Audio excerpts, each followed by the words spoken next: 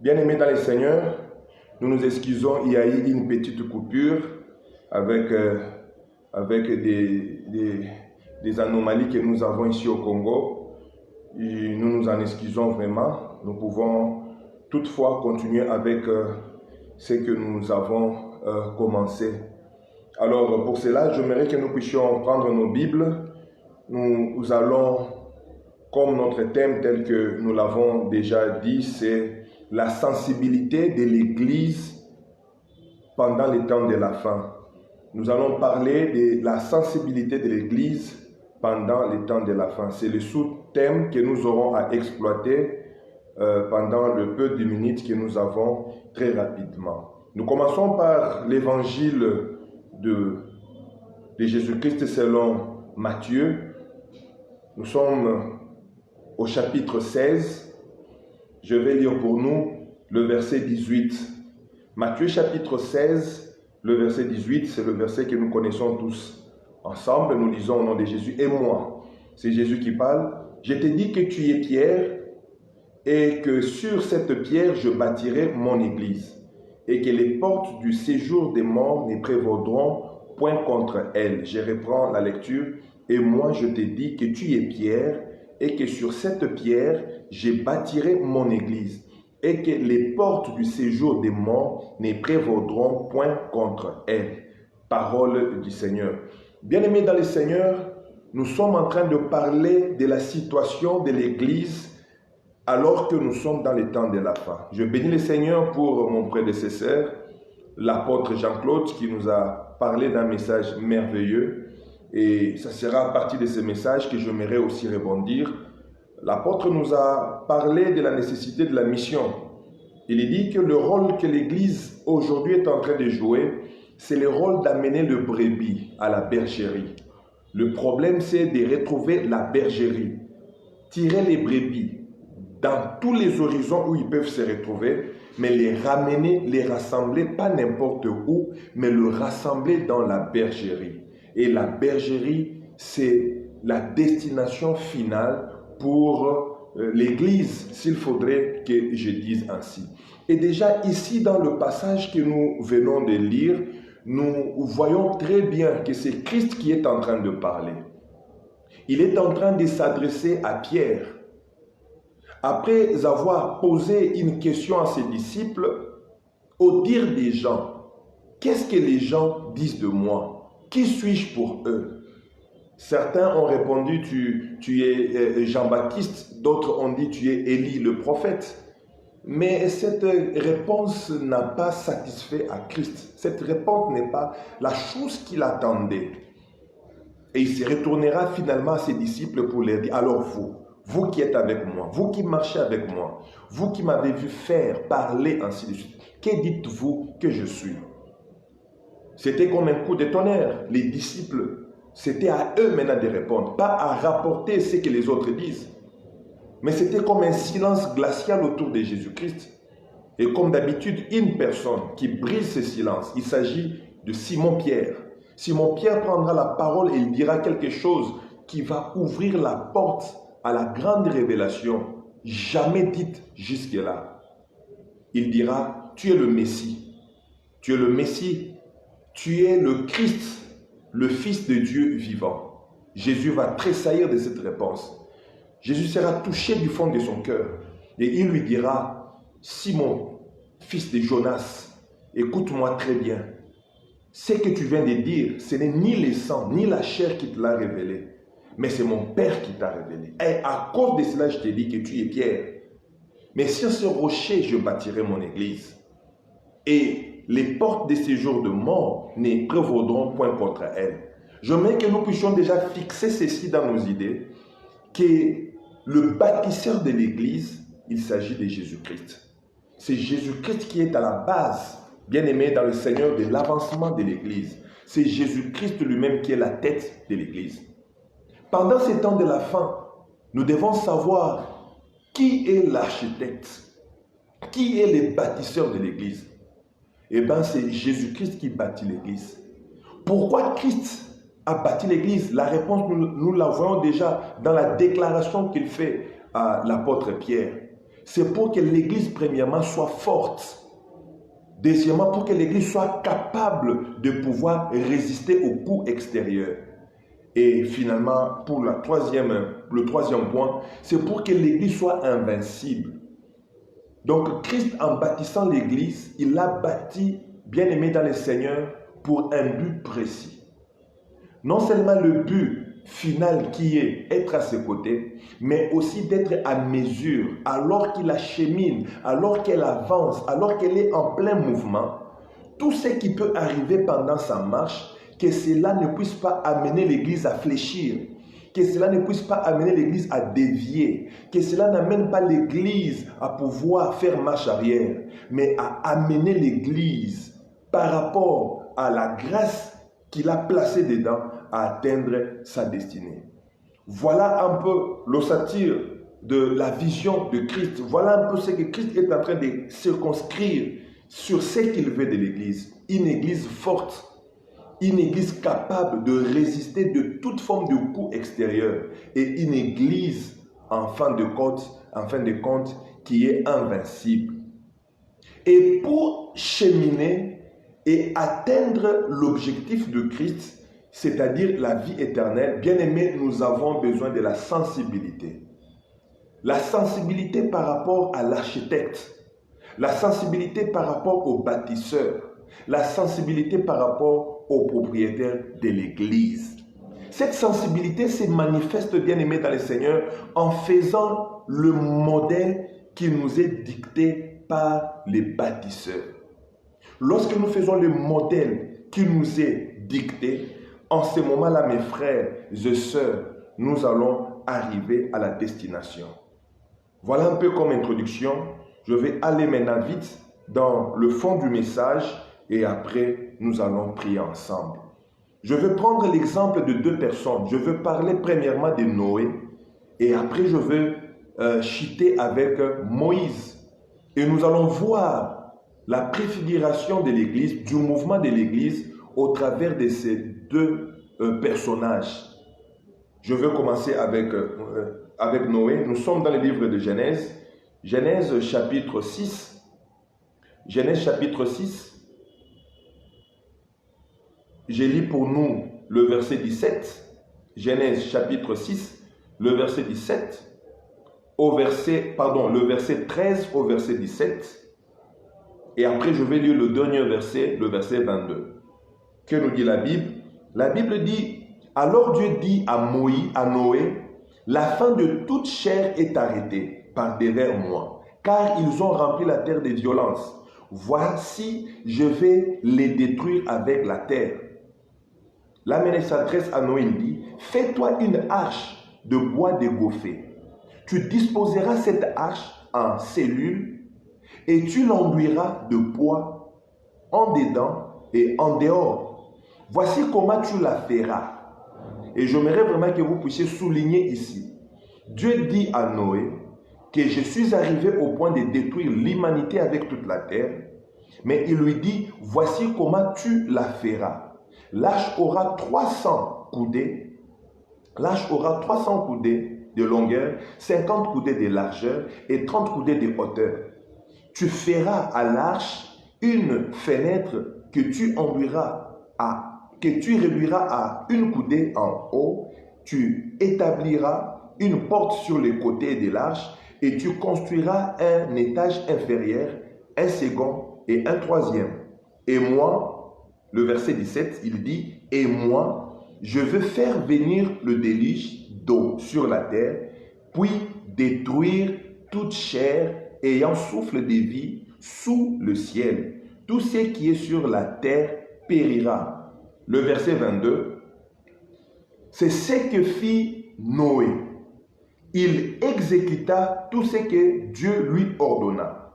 Tout ce que Dieu lui avait ordonné. Le verset 22 dit ceci, c'est ce que fit Noé. Il exécuta tout ce que Dieu lui avait ordonné.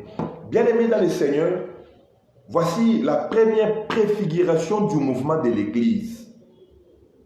La Bible dit, Dieu s'est rendu compte que le monde était couvert de péché. Dieu s'est rendu compte que le monde s'est perverti, que le monde avait ses désirs tournés vers le mal et que les hommes étaient disposés à faire le mal. Et au milieu de cette cacophonie du péché, il y a un homme qui se débarque.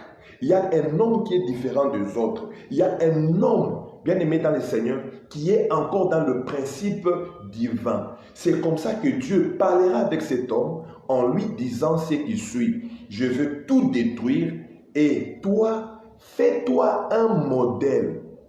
Fais-toi un modèle. Il le dit très bien. Il dit, voici comment tu le feras. Dieu a sa mission. Nous sommes dans le temps de la fin. Le temps de la fin était déjà décrété à l'époque de Noé. Mais Dieu est en train de parler, il lui dit, alors que je préparais la fin, voici comment tu feras. Donc dans le temps de la fin, la sensibilité de l'Église, parce que Noé, ici, avec l'arche, est une préfiguration de l'Église du temps de la fin. Jésus a aussi parlé encore de Noé. Jésus a dit ceci concernant Noé.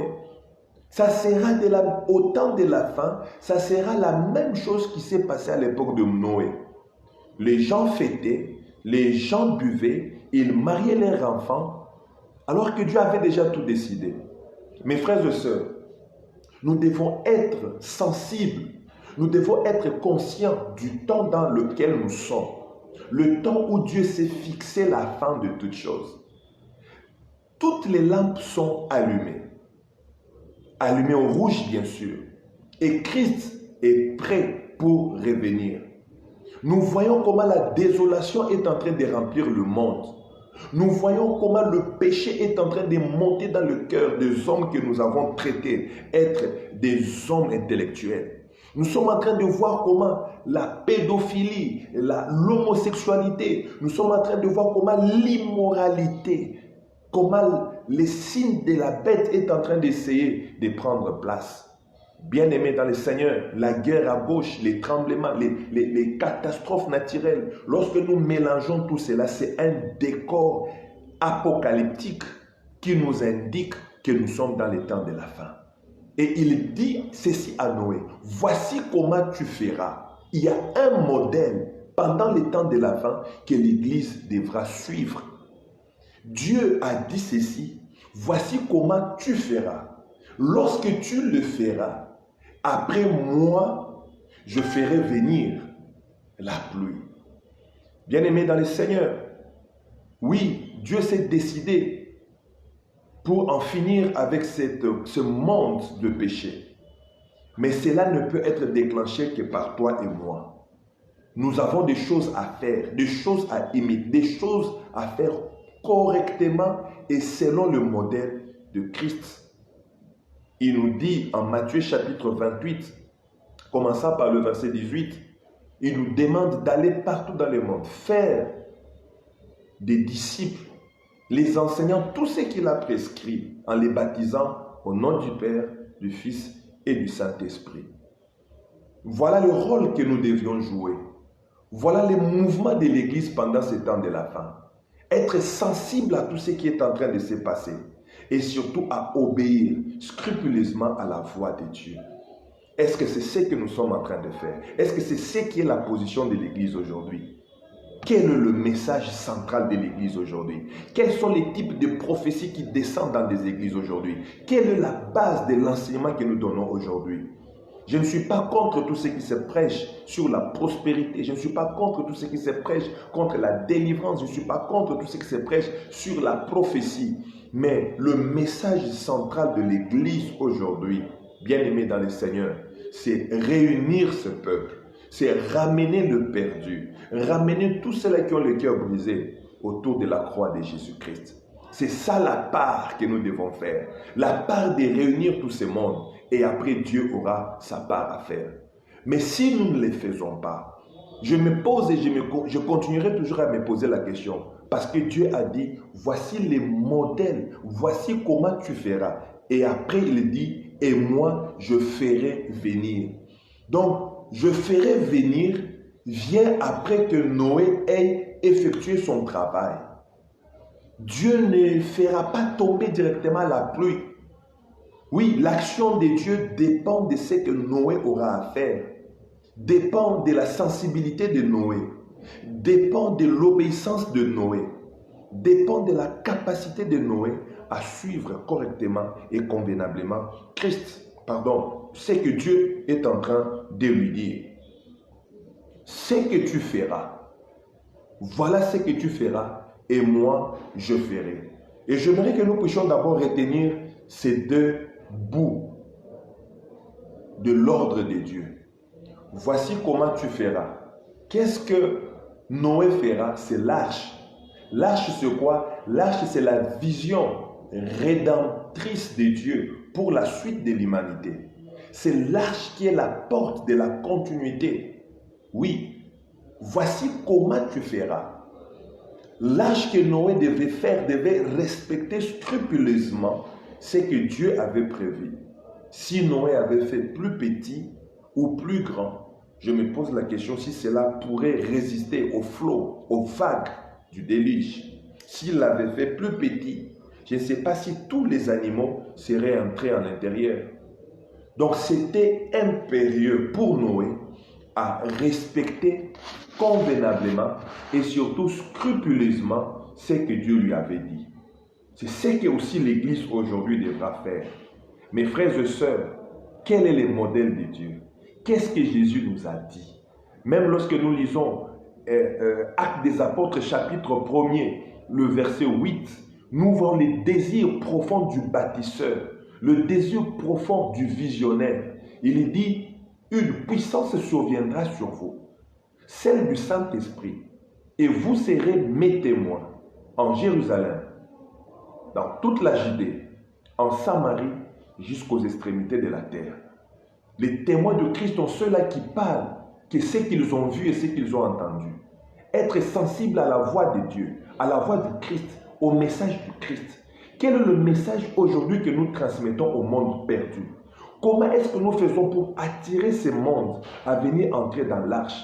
Et cette arche n'est rien d'autre que le Seigneur Jésus-Christ. L'apôtre Claude nous a parlé déjà au début. Il nous a dit que la mission de l'Église, c'était de rassembler les brebis pour les ramener dans la bergerie.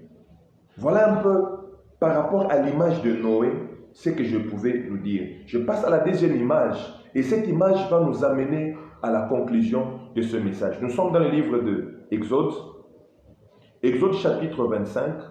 Je vais nous lire graduellement. Je vais nous lire de passages et après nous allons terminer. Exode chapitre 25, nous allons lire le verset 9. Écoutez le verset 9, c'est que la Bible dit. Ici, les enfants d'Israël sont aussi en mouvement. De l'autre côté, j'ai parlé du mouvement de Noé. Le mouvement de Noé qui commence avec l'exécution, l'obéissance à l'ordre que Dieu a donné. Dieu lui dit, fais les modèles suivants et lorsque tu termines le modèle suivant, moi je m'occuperai de ceci. Je ferai venir. Et aussi ici, les enfants d'Israël sont délivrés d'une manière extraordinaire. Ils sortent de l'Égypte en puissance et en force. Ils sortent de l'Égypte. Dieu vient de briser le fer qui était en train de la fournaise de fer. Et les enfants d'Israël se dirigent vers Canaan. Ils viennent de traverser la mer de Jonque. Et là, ils sont dans le désert à côté du mont Sinaï. Et c'est de là que Dieu va les arrêter. Là, Dieu les stoppe parce qu'il ne peut pas avancer avec eux sans pour autant qu'ils ne sachent le modèle qu'il veut d'eux.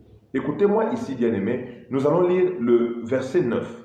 Exode chapitre 25, le verset 9. Écoutez ce que Dieu dit alors que Moïse est sur la montagne de Sinaï. Il lui dit, vous ferez le tabernacle et tous ses ustensiles d'après le modèle que je vais te montrer. Là, nous voyons déjà comment Dieu est en train de s'adresser à Moïse. Moïse, tu es mon serviteur. Moïse, tu conduis ce peuple.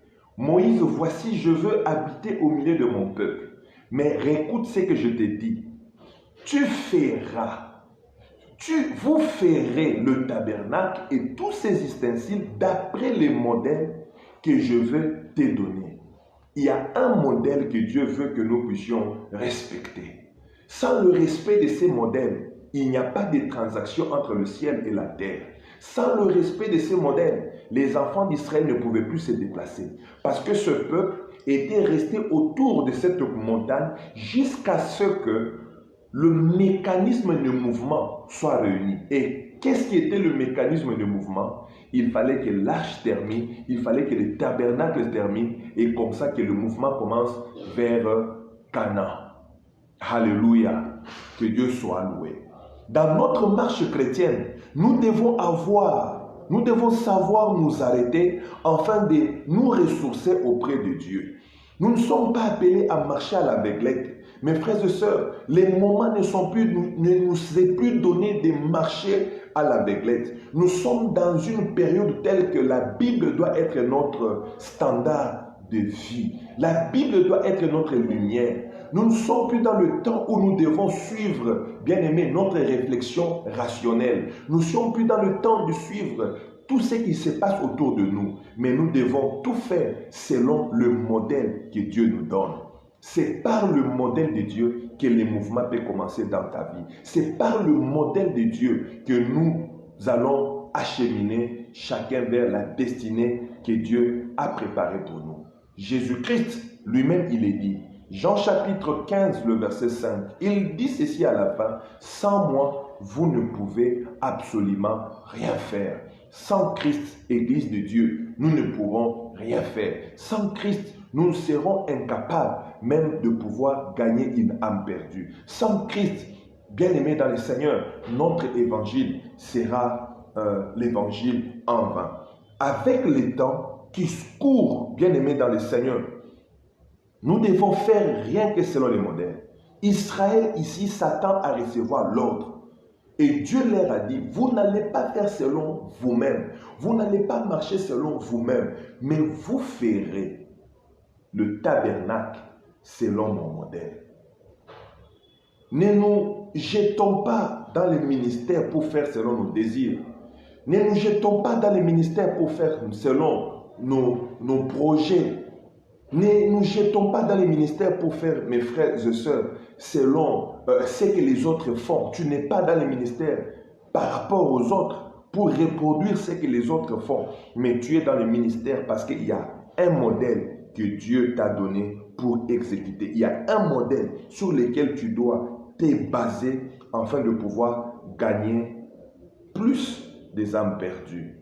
Donc, il y a un modèle que nous devons obéir. Mais ça ne s'arrête pas seulement à un modèle. Maintenant, regardez le deuxième point. Le deuxième point, c'est de tirer attention au modèle que Dieu nous donne. Chaque ministère a un modèle. Chaque ministère, bien aimé dans le Seigneur, a une vision qui vient de la part de Dieu. Et la deuxième des positions que je voulais dire ici, il faut tirer attention au modèle qui nous est donné. Nous voyons cela dans le chapitre, dans le verset... je nous ai parlé ici du verset 9. Maintenant, si nous lisons rapidement le verset, nous sommes dans le livre toujours des Exode, chapitre 39. Exode 39. Exode 39, je nous lis le verset 42 et 43. Exode 39, 42 et 43. Écoutez ce que la Bible nous dit.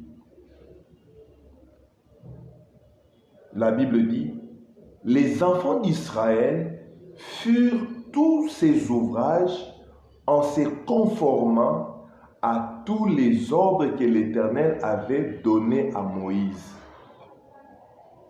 Les enfants d'Israël firent tous ces ouvrages en se conformant à tous les ordres que l'Éternel avait donnés à Moïse. Moïse examina tous les travaux et voici, il l'avait fait comme l'Éternel l'avait ordonné. Et enfin, il l'avait fait ainsi et Moïse le bénit. Bien-aimés dans le Seigneur, lorsque nous lisons ce passage, nous voyons cela être un peu simple. Mais nous comprenons ici que le modèle que Moïse avait reçu de Dieu, les modèles exigés par Dieu pour le tabernacle et tous les ustensiles, ces modèles avaient été confiés au peuple d'Israël. Oui, parce que Dieu avait choisi Betsalel avec son assistant sur qui il avait déposé l'esprit de la sagesse, de l'intelligence, de la manipulation de certaines choses. Mais ces gens-là qui ont reçu, ils ont fait selon les modèles donnés par Dieu. Puisque le mouvement ne pouvait pas continuer tant que les modèles venant du domaine élevé n'étaient pas respectés. Bien-aimé dans le Seigneur, tu es serviteur de Dieu dans ton assemblée, tu es évangéliste dans ton lieu d'évangélisation. Est-ce que nous transmettons le modèle de Dieu? Pendant ces temps de la fin, soyons sensibles à transmettre la volonté de Dieu aux âmes perdues. Et non pas de transmettre de messages avec profit, de messages où nous tirons les draps de notre côté. Mais Dieu a déjà, bien aimé dans le Seigneur, il a déjà établi la fin. Il a déjà établi la destinée. La destinée, c'est le Canaan.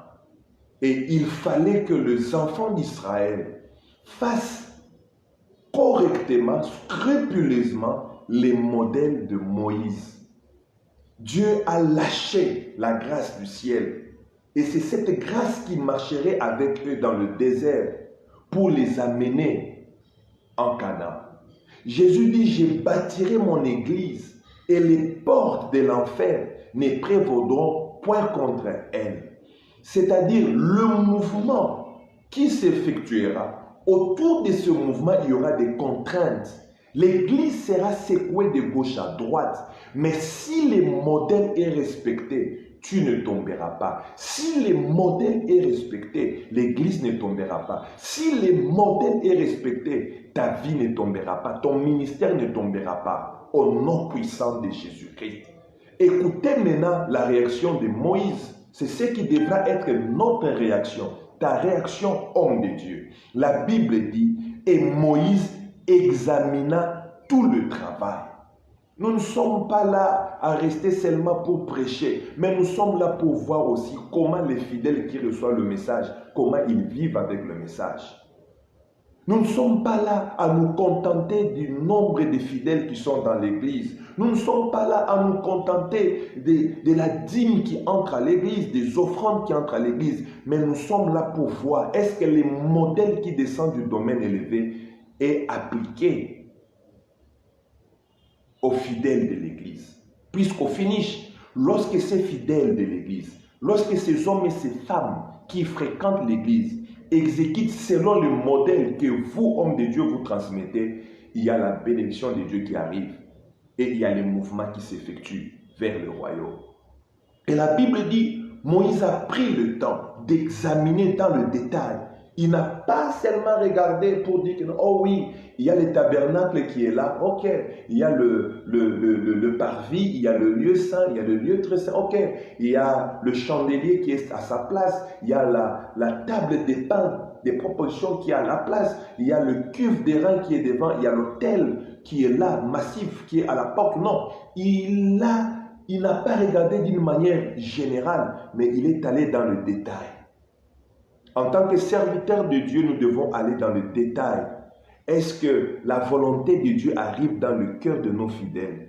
Bien-aimés dans le Seigneur, nous devons nous préoccuper de cela. Est-ce que le message que je donne aux pécheurs, est-ce que le message que je donne aux perdus, est-ce que c'est ce message qui vient de la part de Dieu? Est-ce que ces gens qui le reçoivent le comprennent-ils? C'est très important pour que Dieu puisse prendre la relève. Et quelle est la relève de Dieu? La relève de Dieu ou bien le relais de Dieu. Il l'avait fait ainsi. Moïse a remarqué que c'est ce qui avait été fait. C'est ça le modèle qui avait été fait. Et Moïse le bénit. Alléluia. La bénédiction de Dieu ne descend que lorsque le modèle est respecté. Bien-aimés dans le Seigneur, le mouvement de Dieu, pour que l'Église devienne invincible, pour que l'Église reste stable, ne puisse pas connaître, bien-aimés, ne puisse pas essuyer les flèches venant du camp de l'ennemi et tomber, c'est de faire selon le modèle. Et selon le modèle, c'est la parole de Dieu. C'est l'évangile de Christ.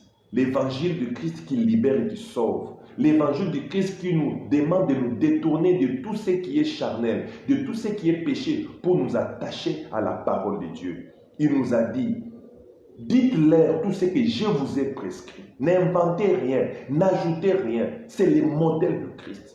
Qu'est-ce que tu dis aux fidèles de Dieu? Qu'est-ce que tu dis à tous ces gens-là qui viennent vers toi? Lorsque nous aurons à leur transmettre fidèlement ce qui vient de la part de Dieu, le ciel s'ouvrira. Oui, l'Église de Dieu sera bénie. L'Église entrera. Et lorsque les enfants d'Israël ont pu terminer, ils ont su faire tout ce que Dieu avait demandé de faire, le mouvement avait commencé. Le mouvement vers Canaan avait commencé. Lorsque nous faisons scrupuleusement les modèles qui descendent du royaume, du domaine élevé, bien aimés dans le Seigneur, nous devenons invincibles. Je vais terminer avec cette pensée pour clôturer. Nous sommes dans le livre de Marc. Marc chapitre, le dernier chapitre, 16. Je vais nous lire quelques passages. Je commence par le verset 17. Verset 17 et je vais m'arrêter au verset 20. Marc 16, 17 à 20, la Bible dit « Voici les miracles qui accompagneront ceux qui auront cru. » Ici, les miracles accompagnent ceux qui ont cru. En mon nom, ils chasseront les démons. Ils parleront de nouvelles langues. Ils saisiront des serpents. S'ils boivent quelques breuvages mortels, ils ne leur feront point de mal. Ils imposeront les mains aux malades et les malades seront guéris. Le verset 19, écoutez très bien.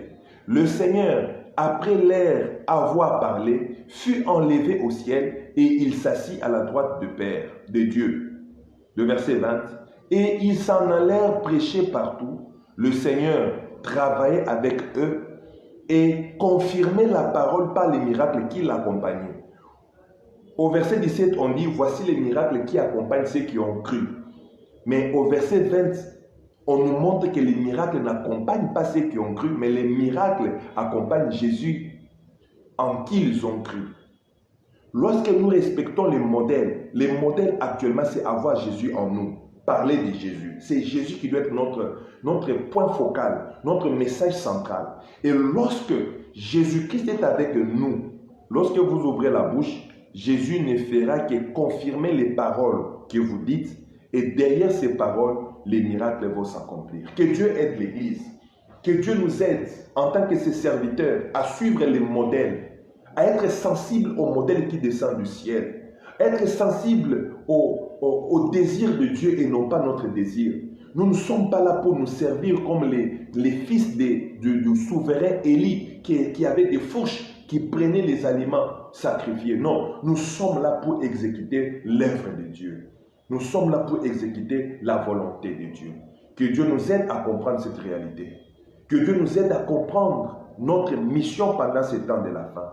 Notre sensibilité à la voix de Dieu. Notre sensibilité à la parole de Dieu.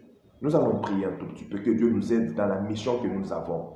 Tu vas prier, tu vas dire à Dieu, aide-moi dans la mission que j'ai. Rends-moi sensible à ta voix. Donne-moi la compréhension de ma mission sur la terre. Afin que je communique pas ce que j'ai, mais que je communique ce qui vient de toi. Enfin qu'en ce jour, lorsque tu viendras, que tu trouves dans ta bergerie toutes les brebis que tu as appelées. Élevons nos voix et prions. Seigneur, nous avons besoin de toi. Nous avons besoin de ta manifestation, de ton intelligence. Aide-nous, Seigneur, à parfaire notre manière de te servir, à être sensible à tout mouvement qui descend du domaine élevé. Être capable, Seigneur de paix, à exécuter qui est le modèle qui vient d'en haut. Pas pour notre profit, pas pour notre intérêt, mais travailler pour l'intérêt du royaume, travailler pour l'intérêt du ciel. Au nom puissant de Jésus, par la puissance de ton esprit, fais de nous des véritables témoins, les témoins de Christ, ceux qui parlent de Christ, ceux qui transmettent Christ aux autres. Donne cette capacité en tout un chacun de nous, afin que toute la gloire te revienne. Au nom puissant de Jésus-Christ, lui qui est notre seul Seigneur et Sauveur, nous avons ainsi prié. Amen. Que Dieu vous bénisse. Nous bénissons le Seigneur pour ce moment passé ensemble. Passer des moments agréables dans la présence de Dieu. À la prochaine.